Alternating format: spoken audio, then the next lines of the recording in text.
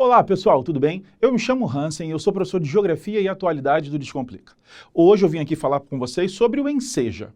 Então, se você já sabe ou está procurando saber sobre essa prova, é que todo mundo que quer tirar o diploma de ensino médio poderia fazer isso pelo Enem até um tempo atrás. Agora não, agora tem uma prova especial para isso, que é o Enseja. Então, se esse é o seu caso, hoje eu vou fazer uma revisão sobre um assunto super importante que cai muito e que eu aposto que vai cair sempre, porque ele é um dos mais importantes em qualquer vestibular do Brasil. Então hoje a gente vai falar sobre agricultura. Ai, Hansen, eu não gosto tanto. Cai muito, é muito importante, ajudou a formar o nosso país, então a gente precisa estudar. Hoje eu vou fazer uma rápida revisão, mas eu quero que você saiba que o Descomplica tem muito mais do que o que a gente vai ver aqui. Aqui é uma simples revisão, uma aula que eu vou tentar falar bastante coisa que costuma cair, mais um pedaço de conteúdo. Lá no Descomplica você vai ter redação, conteúdo, material de apoio, tudo o que você precisa para fazer a prova.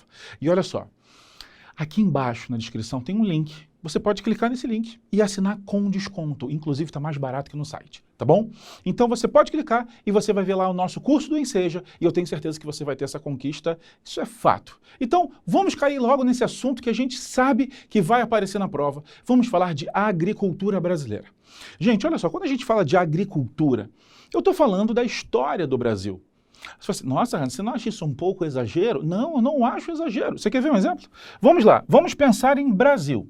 Quando você fala no nosso país, quando você fala no Brasil, só em dados, eu posso falar que de 1500 a 1930, olha isso aqui, quase toda a nossa história. Então assim, o Brasil hoje está com 519, 520, 521 anos. Desses 430, a gente viveu uma economia agroexportadora.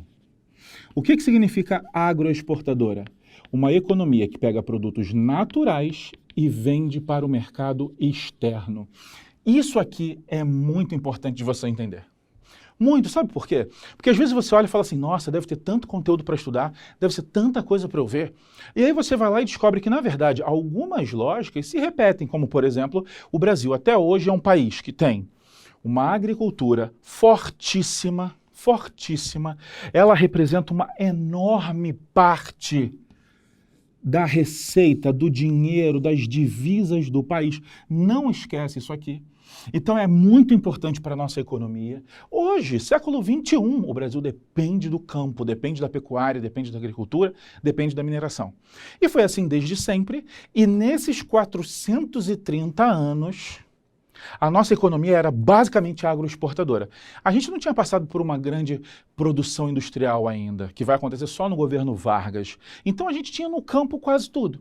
E esse campo ele era basicamente dividido em dois grandes tipos, tá? E eu sei que você já ouviu falar neles. Olha só, nós vamos ter aqui a figura famosa do Brasil, os latifundiários.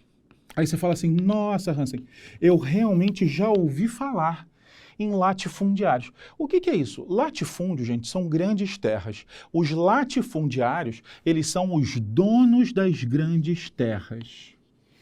Então, só para você entender como é no Brasil, nós temos aqui uma quantidade de terras agricultáveis.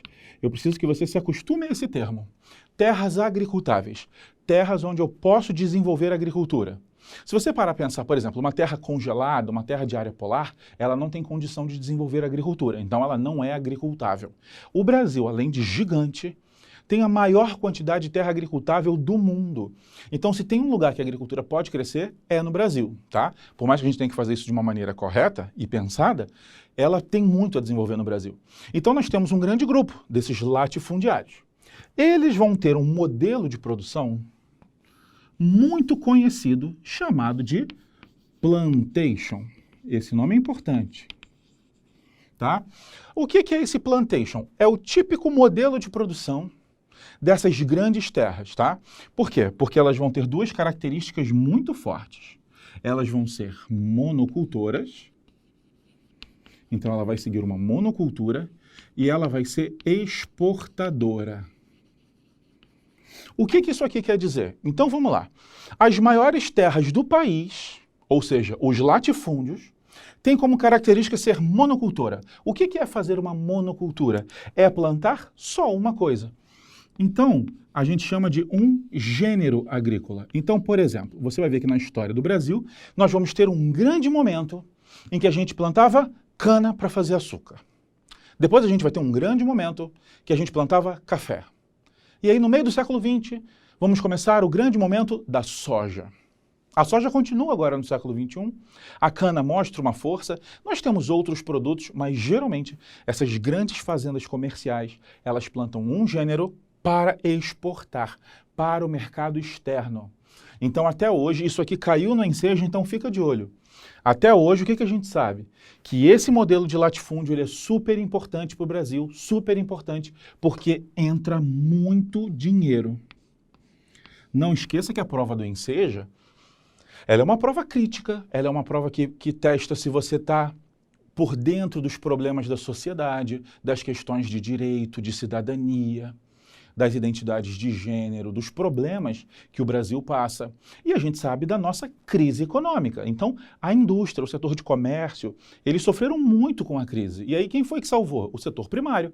Agricultura, pecuária, mineração. Então, essa ideia aqui, até hoje, ela é importante. Isso aqui foi cobrado. Ah, mas esse setor continua muito importante, mesmo que tão antigo? Sim, porque ele é uma enorme fonte de renda para o país. Então não esqueça essa relação, isso é super importante, tá bom?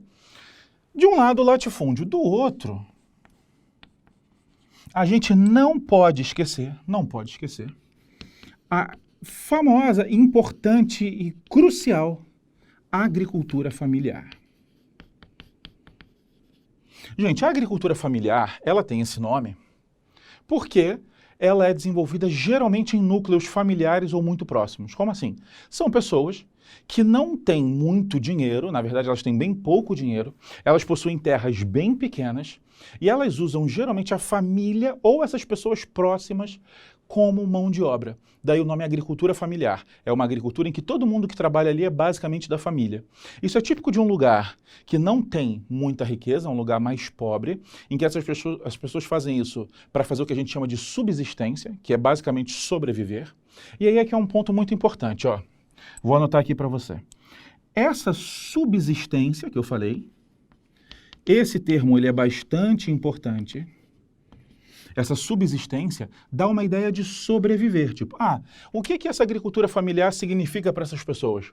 Não, elas sobrevivem disso, não, elas dependem disso para viver. Então como é que elas fazem? Elas vão plantar vários gêneros, então a gente fala que ela é policultora. Ela vai plantar um milho, ela vai plantar um feijão, ela vai plantar às vezes uma fruta. Então ela planta diferentes gêneros, tá? Ela vai consumir uma parte. Então, olha lá, tudo que ela vai colher vai ter consumo, mas também vai ter venda. Como assim? Ela foi lá, fez a colheita dela, agricultura familiar, pegou um pouco do que ela produziu e guardou para a família consumir, para comer. Eu plantei bananas, então eu vou guardar alguns cachos de bananas para minha família e vou vender todo o resto. Eu plantei feijão, ok, vou guardar uns quilos de feijão para minha família e vou vender todo o resto.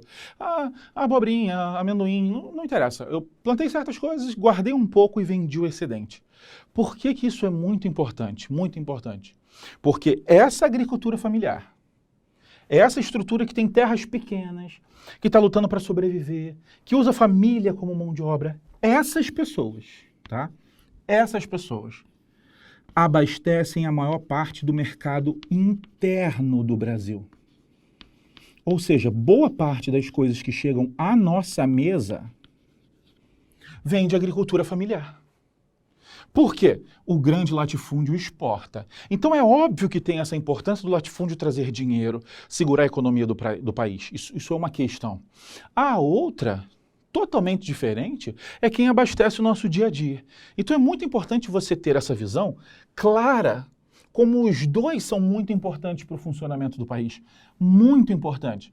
E aí o Enseja fez uma abordagem que eu achei muito interessante. Porque só de olhar para o quadro, gente, eu perguntar para você, quem é que consegue plantar mais? Chega a ser ridícula a pergunta. Claro que o latifúndio. Quem tem mais dinheiro para investir? O latifúndio. Quem lucra mais? Quem tem mais poder? Isso tudo. Quem? O latifúndio. O latifúndio, ele tem realmente mais poder. Só que aí o Enseja vem e fala o seguinte, tudo bem, mas em qual ponto a agricultura familiar, ela pode chegar a vencer o latifúndio? Aí você, nossa, é verdade, porque o latifúndio ganha em várias coisas, ele é mais moderno e tal. E aí sabe o que é? Na oferta de emprego. Aí você, como assim, Hansen? Na oferta de emprego? Na oferta de emprego. Só para você ter uma ideia, tá?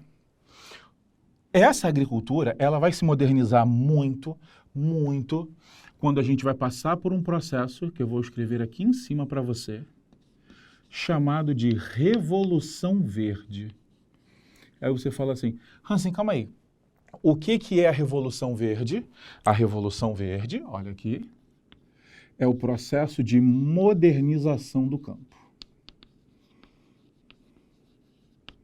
Então, olha só, essa estrutura que eu falei para você, ela existe desde o Brasil colônia. Ela existe desde o século XVI, XVII, XVIII. Já tinha isso aqui e um ou outro que conseguia plantar aqui, mas essa divisão sempre aconteceu. Só que na metade do século XX, eu quero que você pense mais ou menos em anos 60 e 70 do século XX, a gente vai passar pela Revolução Verde, a gente vai modernizar o campo. E aí a modernização desse campo vai fazer o quê? Ela vai trazer tecnologia para o campo. Aí olha para cá.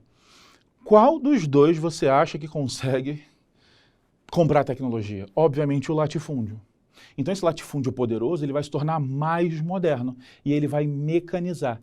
Só que essa mecanização, ela gera um problema, que é a redução dos postos de trabalho.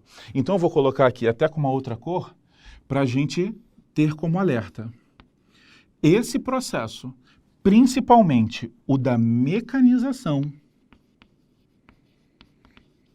ele trouxe muita tecnologia, produziu mais, mas ele tem um problema. Ele gera uma redução dos empregos. O Enseja gosta que você tenha essa noção. Os processos, gente, ao mesmo tempo, eles vão ter características positivas e negativas.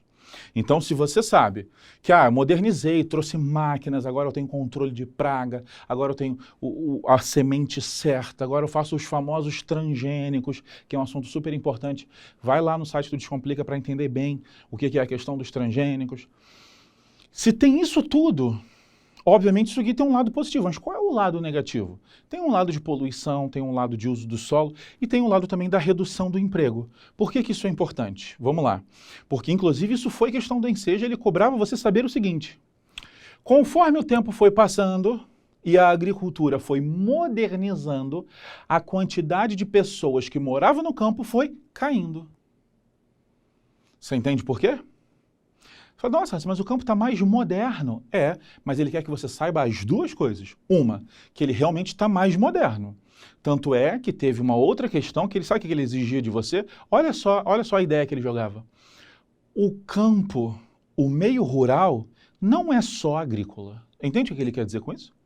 O campo não é só agrícola. Eu não quero que você pense que todo mundo que mora no campo hoje trabalha com agricultura. Sabe por quê? Porque hoje a gente é tão moderno que a gente tem indústria no campo, que a gente tem serviços bons no campo, que a gente tem uma série de empregos que não são ligados à agricultura e que estão no meio rural porque o campo modernizou. Isso foi uma questão do Enseja. Então ele quer que você saiba que o campo modernizou. Mas por outro lado, ele perguntou assim, por que ao longo do tempo o número de pessoas no campo foi diminuindo e da cidade foi aumentando?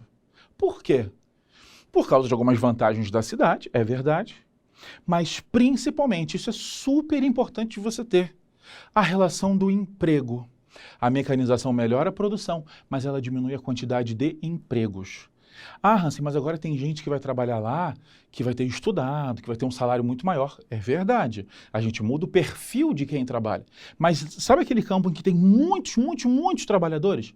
A tendência com o tempo é que essa quantidade de pessoas caia muito e, consequentemente, que essas pessoas migrem para a cidade. O que a gente chama esse movimento clássico de êxodo rural, esses grandes deslocamentos do campo para a cidade. Gente, isso aqui foi só um resumo. Eu espero que vocês tenham gostado. Lá no site do Descomplica tem muito mais. Esse assunto é super importante, vai cair na prova. Eu espero que você tenha aprendido, que eu tenha te ajudado, tá bom? No mais, não deixe de seguir o Descomplica nas redes sociais. Se inscreve no nosso canal. Ativa o sininho para você receber tudo que a gente faz. E olha só, lembra, lá no link da descrição, tem lá para você assinar. Clica lá que tem desconto em relação ao site. Tudo bem? Então conte com a gente e ótimo ensejo.